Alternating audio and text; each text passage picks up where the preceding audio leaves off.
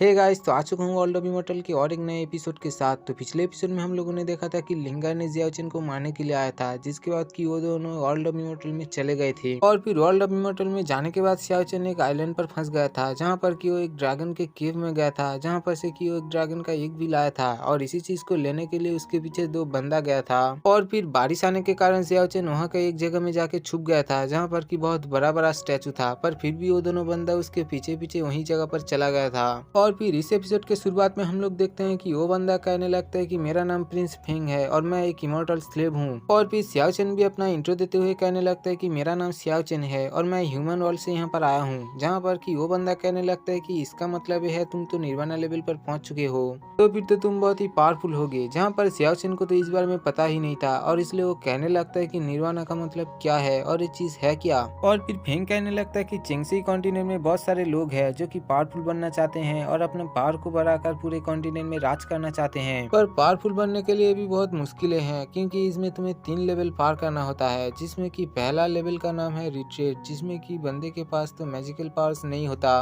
पर इस तरह के लोगों के पास हेवन और अर्थ की एनर्जी से कम्युनिकेट करने की पावर होता है और इसलिए इस तरह के लोगों को सोल्जर्स के फॉर्म में रखा जाता है। और फिर दूसरे नंबर पे जो आता है उन लोगों को सिंग जी कहते हैं और उन लोगों के पास अपना डिवाइन ट्रेजर होता है। साथ ही साथ उन लोगों के पास मार्शल आर्ट के कुछ खतरनाक टेक्निक्स और मैजिकल पावर्स भी होता है। और फिर थर्ड नंबर पे जो आता है उसे ही निर्वाणा कहते हैं, जिसके पास की इटर्नल लाइफ होता है। और इसी तरह के लोग ही सबसे पावरफुल और सबसे खतरनाक होता है, जो कि टॉप लेवल पे रहता है। पर फिर भी ये तीनों लेवल पे 9 तरह के लेयर होता है, जिसकी कल्टीवेट करने के बाद ही तुम अपना ब्रेक थ्रू कर सकते हो। और फिर वो लेडी जियाओ चेन के पास जाके कहने लगता है कि पता नहीं कि ब्रदर निर्वाणा लेवल के कौन सी लेयर पे है। और इस तरह से वो उसके साथ फ्लर्ट करते हुए उसके हाथ को पकड़ लेता है और वो अपना पावर का यूज करके जियाओ चेन के पावर को मापने की कोशिश कर रहा था। पर हमारा जियाओ चेन को तो इस बार में पता चल गया था। और फिर जियाओ चेन कहने लगता है कि ये लोग तो मेरे पावर को चेक कर रहा है, इसका मतलब कि इन लोगों का इंटेंशन कुछ ठीक नहीं है, जरूर यहाँ पर कुछ बुरा काम करने के लिए आया होगा।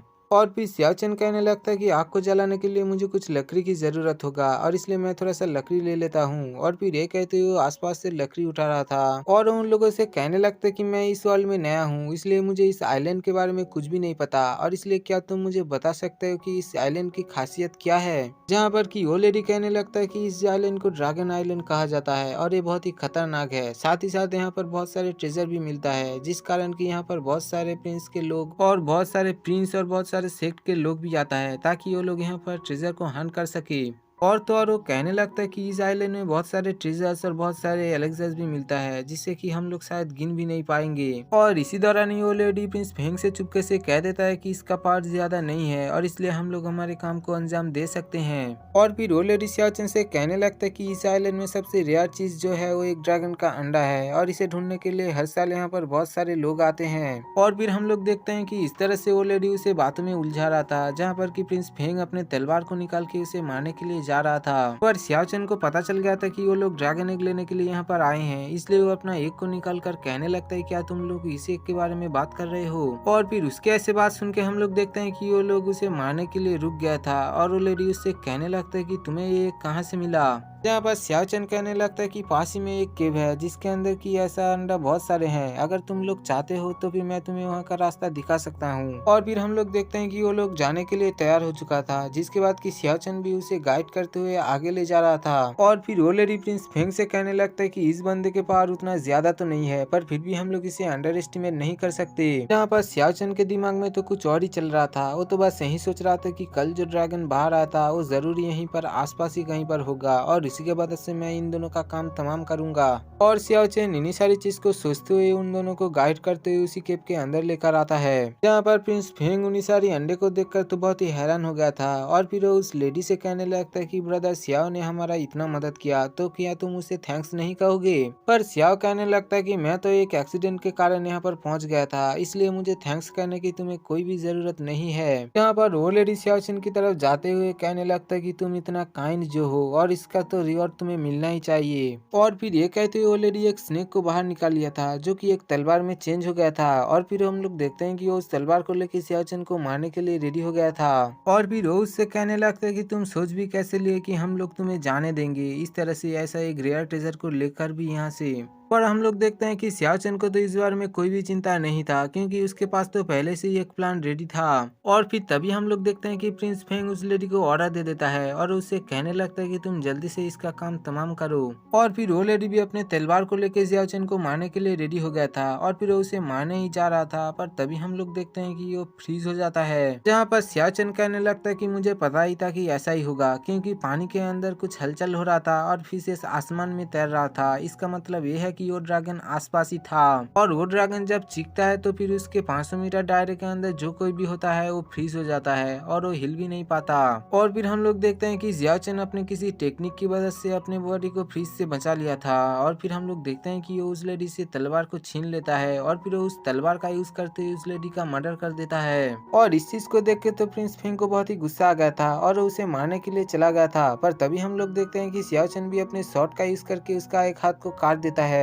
और एक हाथ काटे जाने के वजह से वो प्रिंस तो वहाँ पर दर्द से तड़प रहा था और वो उससे कह रहा था कि तुम तो बहुत ही पावरफुल नहीं थे, तो भी तुम्हारे अंदर इतना हिम्मत कैसे हुआ तुम लोग हम पर अटैक कर सको। जहाँ पर सियाओ चैन कहने लगता है कि मुझे पहले से ही पता चल गया था कि तुम्हारा इंटेंशन क्या है और तुम यहाँ पर किस लिए आए हो और क्या करना चाहते हो, इसलिए शुरुआत तो तुमने पहले किया है और इसलिए मैं ही इसे खत्म करूंगा। पर हम लोग देखते हैं कि प्रिंस फेंग अपनी एक ही हाथ के साथ ही उस शॉट को बाहर निकाल के उसके ऊपर अटैक करने के लिए चला गया था।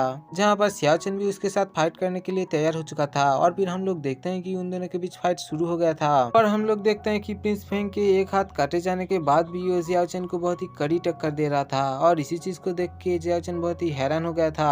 और भी प्रिंस फेंग लात मार के जियाओ चैन को दूर हटा देता है, जिसके बाद कि हम लोग देखते हैं कि जियाओ चैन अपने शॉट का यूज करके उसके ऊपर अटैक कर दिया था। पर फेंग उसके शॉट अटैक को पहले ही डॉच कर लिया था, पर फिर भी हम लोग देखते हैं कि जियाओ चैन फिर से उस शॉट को पकड़ के जमीन पर अटैक कर देता है। और इस अटैक से बचने के लिए प्रिंस फेंग वहां से जंप लगाया था, पर फिर भी जियाओ चैन मारने के लिए तैयार नहीं था और वो अपने तलवार को लेकर फिर से उसके ऊपर अटैक कर दिया था।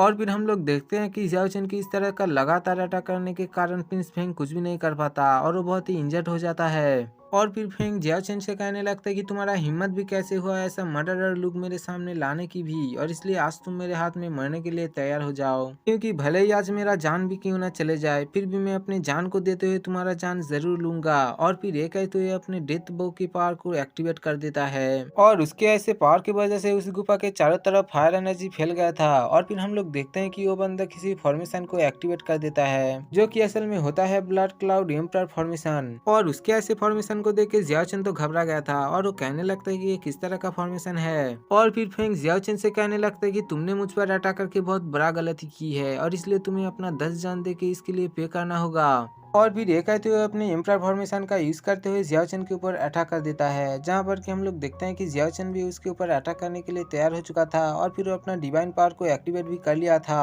और फिर हम लोग देखते हैं कि जियाओ चैन अपना डिवाइन पावर का यूज करते हुए उस फॉर्मेशन के ऊपर पंच कर दिया था। और इसे देख के प्रिंस फेंग भी अपने पावर को भी ज्यादा बढ़ा देता है, जहां पर कि हम लोग देखते हैं कि जियाओ चैन भी अपने रिंग्स के पावर को भी यूज करने के लिए तैयार हो चुका था और वो अपने रिंग के पावर का यूज करते हुए उस फॉर्मेशन को ब्रेक कर देता है। और उस फॉर्मेशन के टूटने के कारण वहाँ पर चारों तरफ बहुत सारा एनर्जी फैल गया था और इसी एनर्जी के कारण प्रिंस फेंग वहाँ पर मारा जाता है। पर फिर भी हम लोग देखते हैं कि इस फाइट के दौरान जियाओ चैन को बहुत ही सारे इंजरीज हुआ था और इसलिए वहाँ पर चल भी नहीं पा रहा था। पर तभी हम लोग देखते हैं कि वो केव धीरे धीरे टूटना शुरू हो गया था और इसलिए जियाओ चैन फेंग का शॉट को उठाकर वहाँ से बाहर जाने की कोशिश कर रहा था। पर तभी एक बड़ा सा पत्थर उसके ऊपर गिर जाता है, जिसके बाद कि हमें सीन यहीं पर ही कट होते दिखाया जाता है। और फिर अगले सीन में हम लोग देखते हैं कि जियाओ चैन जैसे तैसे उस केव से बाहर आ गया था, पर उसका हालत तो बहुत ही ज्यादा खराब था, जहाँ पर कि वो कहने लगता है कि वो बंदा सच में बहुत ही पावरफुल था, क्योंकि उससे लड़ने के कारण मेरा तो हाल बहुत ही खराब हो गया। और फिर ये कहते हुए एक पत्थर के पास जाके बैठ जाता है, पर तभी वो अपने शॉट के अंदर देखता है कि उसके पीछे लिंगर आ गया है और उसे मारने के लिए भी तैयार हो चुका था। और फिर लिंगर जियाओ चैन से कहने लगता है कि तो तुम भी इमोर्टल वर्ल्ड में पहुंच चुके हो, जहाँ पर जियाओ चैन कहने लगता है कि फाइनली तुमने मुझे ढूंढ लिया है और देखो कितना अच्छी बात है कि मैं तुम्हें देख पा रहा हूँ इस इमोर्टल वर्ल्ड में भी। और इसलिए मुझे लगता है कि हम दोनों को एक साथ काम करके इस वर्ल्ड से बाहर निकलने के लिए कोई रास्ता ढूंढना चाहिए। जहाँ पर कि लिंगर कहने लगता है कि तुम्हें क्या लगता है तुम इस तरह से प्यार भरी बातें करके मुझसे माफी मांग सकते हो। पर जियाओ चैन कहने लगता है कि ये जगह बहुत ही डेंजरस है और इसलिए मुझे लगता है कि किसी में लौटने के बाद ही तुम अपना बदला ले सकते हो। और हम लोग देखते हैं कि लिंगर तो इसके बाद मारने के लिए तैयार नहीं था और वो उससे कहने लगता है कि भले ही वो ह्यूमन वर्ल्ड हो या फिर इमोर्टल वर्ल्ड हो, जहाँ पर भी मैं जाऊंगा वहाँ पर मैं तुम्हें मार कर ही रहूंगा। और फिर ये कहते हुए अपने शॉट को निकाल के उसके ऊपर अटैक करने के लिए चला गया था, जहाँ पर कि सियाचिन उसके तरफ एक पत्थर फेंक के वहाँ से भाग गया था। पर लिंगर भी उसे छोड़ने के लिए तैयार नहीं था और इसलिए वो भी उसके पीछे पीछे गया। और फिर अगले सीन में हम लोग देखते हैं कि सियाओ चैन एक फॉरबिडन एरिया में आ गया था, यहाँ पर सिर्फ स्केलेटन ही पड़ा हुआ था। और फिर हम लोग देखते हैं कि सियाओ चैन वहाँ से जा रहा था, पर तभी हम लोग देखते हैं कि उसके पीछे से एक खतरनाक अटैक उसके ऊपर आ गया था, जिसे कि असल में क्या होता है लिंगर ने। और फिर हम लोग देखते हैं कि उसके ऐसे अटैक के कारण सियाओ चैन तो कुछ भी नहीं कर पाता और उसमें बहुत ही इंजर्ड हो जाता है। और फिर हम लोग देखते हैं कि लिंगर उसके सामने आ गया था और उससे कहने लगता है कि तुमने ऐसा सोचा भी कैसे कि तुम मेरे सामने से भाग जाओगे। आज तो मैं किसी भी हालत में तुम्हें मार कर ही छोड़ूंगा, जिसके बाद कि मैं तुम्हारा बॉडी को पीस पीस में कट करूंगा। पर तभी हम लोग देखते हैं कि जियाओ चैन के पीछे आ गया होता है एक खतरनाक सा मॉन्स्टर, जिसे देख के कि लिंगर तो बहुत ही डर गया था और फिर वो अपने पैरों को पीछे ले लेता है। और फिर वो सियाओ चैन से कहने लगता है कि लगता है तुम्हारा किस्मत उतना अच्छा नहीं है और इसलिए मेरे हाथ में तुम्हारा मौत ही लिखा ही नहीं है। और फिर इतना कह के जियाओ चैन वहाँ से चला जाता है, जहाँ पर कि सियाओ चैन को तो कुछ भी समझ नहीं आ रहा था और वो कहने लगता है कि ये यहाँ से चला क्यों गया और असल में बात क्या है। और फिर वो पीछे मुड़ के देखता है तो उसके पीछे एक बहुत बड़ा सा एंशियंट बीस्ट था, जिसे कि टायरानोसर रेक्स कहते हैं। और फिर इसे देख के सियाओ चैन वहाँ से भागना शुरू कर दिया था, जहाँ पर कि वो टायरानोसर भी उसके पीछे पीछे जा रहा था। और फिर हम लोग देखते हैं कि यहीं के पास की एक पहाड़ी से लिंगर इन्हीं सारी चीज को देख रहा था और वो कहने लगता है कि तुम वो पहले इंसान होंगे जो कि ह्यूमन वर्ल्ड से या इमॉर्टल वर्ल्ड में आके एक डायनासोर के हाथ में मारा गया। और इसी के साथ ये एपिसोड यहीं पर ही खत्म हो जाता है। इसका अगला एपिसोड देखने के लिए आपको चैनल को सब्सक्राइब करना होगा, जो कि बहुत ही जल्दी अपलोड हो जाएगा।